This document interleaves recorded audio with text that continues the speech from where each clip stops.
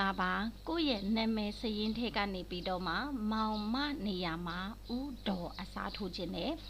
အစားထိုးလိုက်တယ် substitute နဲ့အစားထိုးလိုက်တယ်ဒါပေမဲ့အနောက်က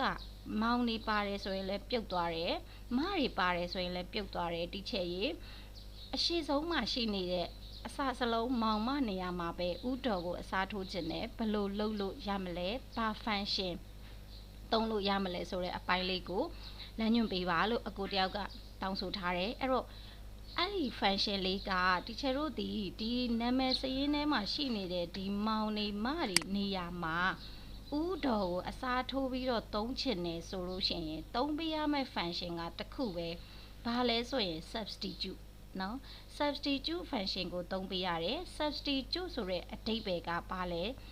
နာမည်တွေမှာအစားထိုးတာကိုယ့်ရဲ့ဆဲခွက်တစ်ခွက်ထဲမှာရှိနေတဲ့ကိုမလိုချင်တဲ့စကားလုံးကိုဖျောက်ပြီးတော့ကိုလိုချင်တဲ့နာမည်တစ်ခုခုအစားထိုးလိုက်တာအဲ့ဒါကို substitute နဲ့သုံးရတယ်အဲ့ဒီမှာသူကမောင်အားလုံးပြုတ်သွားတယ်မအားလုံးပြုတ်သွားတယ်ဘာကြောင့်လဲဆိုရင် substitute သုံးတာတော့မှန်တယ်သို့ပေမဲ့ instant number ထည့်ဖို့လိုနေလို့ဟုတ်ပြီနော်အဲ့တော့ကိုကပြောပေးရမှာကရှေ့ဆုံးမှာရှိတဲ့မောင်ကိုပဲဦးနဲ့အစားထိုးမယ်လို့ပြောချင်တာဖြစ်တဲ့အတွက်ကြောင့်မလို့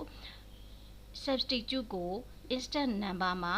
number 1မှာရှိတဲ့မောင်ကိုပဲအစားထိုးမယ်ဆိုပြီးတော့ပြောပေးရမယ်ဟုတ်ပြီနော်ဒါဆိုရင်ဒီမှာဒါလေးကိုဖြတ်လိုက်မယ်ဒီမှာတွက်ထားတဲ့ function ကဘယ်နှမျိုးတွက်ထားလဲဆိုရင်3မျိုးတွက်ထားတယ် if ရဲ့ left ရဲ့ substitute ရဲ့ဒီသင်ခန်းစာလေးကတချို့တို့ Excel specialized class လေးတွေကသင်ခန်းစာလေးတစ်ခုဖြစ်ပါတယ်ဒါလေးကကြတော့ formula ကိုအဓိကနားလည်ကျွမ်းကျင်မှတာလျင်ဒါလေးတွေကိုဒီလိုမျိုး formula တွေကိုချိတ်ပြီးတော့တွက်တတ်မှာဖြစ်တယ်ဒါကြောင့်မလို့တချို့တို့ Excel specialized class လေးထဲမှာ formula တွေကိုအလွတ်ချက်စရာမလိုပဲနဲ့ကျွမ်းကျင်ပိုင်နိုင်အောင်ဘယ်လိုတွေလေ့ကျင့်ရမလဲဘယ် formula ဆိုရင်ဘယ်လိုနေရာတွေမှာအဓိကသုံးတာလဲဆိုတာကိုဒီသင်ခန်းစာတွေကိုလေ့ကျင့်ခန်းနေနဲ့တကွာစာတွေးလက်တွေလုံးဝကျွမ်းကျင်အောင်သင်ပေးထားတဲ့ class လေးတစ်ခုဖြစ်တယ်။ကို့အနေနဲ့ဒီ formula ဘိုင်းတွေကိုလုံးဝကျွမ်းကျင်ချင်တယ်ဆိုလို့ရှိရင် Excel specialized class လေးတွေမှာ join လို့ရတယ်နော်။ Okay အဲ့တော့ဒီမှာ if တွေ left တွေကိုဘာလို့သုံးတာလဲဆိုရင်မောင်ဆိုတဲ့နေရာမှာဥကိုအစားထိုးခြင်းနဲ့ပြဿနာမရှိဘူးဒါပေမဲ့သူကမောင်ဆိုတဲ့နေရာမှာဥကိုတော့အစားထိုးမယ်မဆိုတဲ့နေရာမှာဒေါ်ကိုတော့အစားထိုးမယ်ဆိုပြီးတော့မှအစားထိုးချင်တာကနှစ်ခုအစားထိုးချင်တာဖြစ်တဲ့အတွက်ကြောင့်မလို့ if ကိုသုံးတာဟုတ်ပြီနော် if ကိုသုံးတာ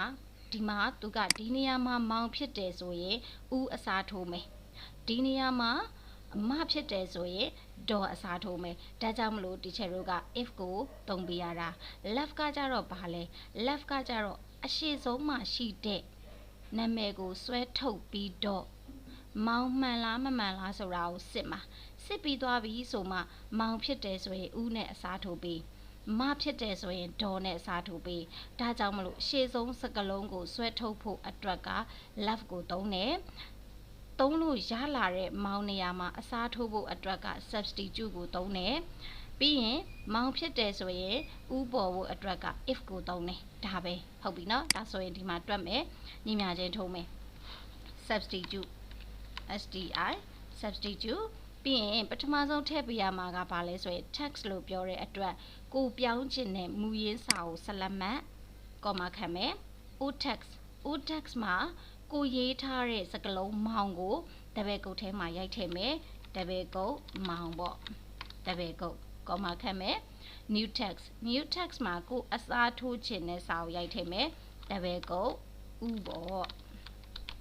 ပြီးရင်အဲ့ဒီမှာခွင်းပိတ်ပြီးတော့ enter တန်းခောက်လိုက်တယ်ဆိုရင်ဒီမှာ auto fill ဆွဲချလိုက်တယ်ဆိုရင်ဒီမှာကြည့်လိုက်မောင်ကျော်နေရာမှာဥကျော်ဖြစ်သွားတယ်ဘာကြံခဲ့လဲဆိုရင်ဒီ share တို့အနောက်ဆုံးက instant number ကြံခဲ့လို့ပါ instant number မှာ number 1တစ်နေရာမှာရှိနေတဲ့မောင်ကိုပဲစားထိုးမယ်လို့ပြောပြရပါတယ်ဒါမှသာလျှင်သူကမောင်ပထမဆုံးရှိနေတဲ့မောင်နေရာမှာပဲအစားထိုးဝင်သွားမှာနော်အဲ့တော့ကိုကဒီမှာလဲဒေါ်ပြောင်းချင်တာဖြစ်တဲ့အတွက်ကြောင့်မလို့ဘာနဲ့ပြန်သုံးမလဲဆိုရင် left နဲ့ပြန်သုံးပါဟုတ်ပြီနော် left နဲ့ပြန်သုံးမယ်အဲ့တော့ဒါလေးကိုဖြတ်လိုက်တော့မယ်နော်ညီမြချင်းထိုးပါမယ်နားလေးညီမြချင်းထိုးမယ်အရှိဆုံးကနေဆွဲထုတ်မယ် left left ဟုတ်ပြီနော်ပြီးရင်ခွင်စားလိုက်အဲ့တော့ဒီအကွက်ကလေးကအဲ့ဆိုတီချာတို့အရှိဆုံးကနေပဲစတွက်လိုက်တော့မယ်ညီမချင်းထုတ်မယ် if ပေါ့ခွင်စားမယ်ပြီးတော့ရင်ဆွဲထုတ်မှာဖြစ်တဲ့အတွက် left ဒီအကွက်ကလေးက comma ပြီးရင် number character ဘယ်နှလုံးဆွဲထုတ်မှာလဲဘယ်နှလုံးဆွဲထုတ်မှာလဲဆိုရင်9လုံးဆွဲထုတ်မှာဘာဖြစ်လို့လဲဆိုရင်တဝေထိုးမရေးချငါတက်ဆိုတော့9လုံးအဲ့9လုံးဆွဲထုတ်တဲ့ဟာကညီမြချင်းဟုတ်ပြီနော်ညီမြချင်းမောင်ဖြစ်လားလို့မေးမှာတပည့်ကိုမောင်လားပေါ့ဖြစ်တယ်ဆိုရင်ဦးနဲ့အစားထိုးမှာအစားထိုးမှာဖြစ်တဲ့အတွက်ခုနကတော့တချို့တို့တွက်လိုက်တဲ့ substitute ကိုပြန်သုံးမယ် test ကဒီစရင်းလေးယူမယ် comma o test ကဘာကိုသုံးမှာလဲဆိုလို့ရှိရင်မောင်ဒါဆိုတပည့်ကိုမောင်ပေါ့ဦးနဲ့စားထိုးမှာဖြစ်တဲ့အတွက်ဦးနော်ပြီးရင် comma number 1နေရာမှာစားထိုးမယ်ကွန်ပိတ်လိုက်မယ်ဟုတ်ပြီလားအဲ့တော့သူပြောချင်တဲ့သဘောတရားလေးက if ဖြစ်ရင်ပေါ့ဒါဖြစ်ရင်เนาะအဲ့တော့အရှိဆုံးကဆွဲထုတ်တဲ့စကားလုံး9လုံးကမောင်ဖြစ်တယ်ဆိုရင်ဦးနဲ့အစားထိုးမယ်ရှေ့ဆုံးမောင်နေရာမှာပဲအစားထိုးမယ်ဒီလိုပြောလိုက်တာပြီးတော့ရင် comma value is false တကယ်လို့မောင်မဖြစ်ခဲ့ရင်ရောမောင်မဖြစ်ခဲ့ရင်တော့မနေရာမှာဒေါ်နဲ့အစားထိုးမယ်ပေါ့ဒါဆိုရင်ဒီမှာ if ကိုပြန်ထည့်လိုက်ဝင်စားမယ်ပြီးရင်ဆွဲထုတ်လိုက် left ဒီအကွက်ကလေးတွေကတလုံးမဆိုတော့တလုံးပဲရှိတာเนาะအဲ့တော့အဲ့တလုံးကမထည့်လဲပြဿနာမရှိဘူးပြီးရင်ကွန်ပိတ်ညီမြချင်းမနဲ့တူလားမဖြစ်လားပေါ့เนาะရှေ့ဆုံးစလုံးကမဖြစ်တယ်ဆိုရင် comma ပြီးတော့အစားထိုးမှာဖြစ်တဲ့အတွက် substitute ပြန်သုံးပါ sub sti substitute ဒါလေးယူမယ် comma တပည့်ကိုမcomma တပည့်ကိုဒေါ်တပည့်ကိုပြီးရင်တစ်နေရာမှာပဲစားထိုးမယ်ကွန်ပိတ်မယ်ဟုတ်ပြီနော်ပြီးရင်အနာခောက်ချလိုက်မယ် yes လောက်လိုက်မယ်ဒါပဲပြီးသွားပြီ auto fill လေးနဲ့အောက်ကိုဆွဲချလိုက်တယ်ဆိုရင်ဒါမောင်ကြောဆိုရင်ဦးကြောထွက်လာမယ်မခင်ဆိုရင်ဒေါ်မခင်ထွက်လာမယ်မောင်ကြောဆိုရင်ဦးမောင်ကြောထွက်လာမယ်အဲ့တော့သူ့ရဲ့အဓိပ္ပာယ်ကဒါဖြစ်လျင်ဒါပြောင်းပြီးဒါမဖြစ်ရင်ဒါပြောင်းပြီးအဲ့တော့အဓိပ္ပာယ်ကရှေ့ဆုံးက9လုံးဆွဲထုတ်လိုက်လို့မောင် if ဖြစ်တယ်ဆိုရင်ဟုတ်ပြီနော်မောင်ဖြစ်တယ်ဆိုရင်ဦးနဲ့အစားထိုးပြီးဘယ်နေရာကမောင်ကိုအစားထိုးမှလဲဆိုရင်ပထမဦးဆုံးဖြစ်နေတဲ့မောင်ကိုအစားထိုးမယ်ပြီးရင်တကယ်လို့မောင်မဖြစ်ရင်မနဲ့အစားထိုးချင်တာဖြစ်တဲ့အတွက် if left ဆိုပြီးတော့မှမနဲ့အစားထိုးပြီးတော့သုံးပေးရမှာနော်ပြီးရင်အနာခောက်ချလိုက်ဒါလေးပဲအဲ့တော့ကိုယ့်ရဲ့စရေးမှာမောင်နေရာမှာဦးစားထိုးခြင်းနဲ့မနေရာမှာဒေါ်စားထိုးခြင်းနဲ့ဆိုရင်ဒီနီလန်းလေးကိုသုံးပြီးတော့မှလေ့ကျင့်ပေးပါအဆင်ပြေပါစေလို့မျှော်လင့်ပါတယ်အားလုံးကျေးဇူးတင်ပါတယ်မင်္ဂလာရှိသောနေ့ရက်လေးကိုနေ့စဉ်ပိုင်ဆိုင်နိုင်ပါစေရှင်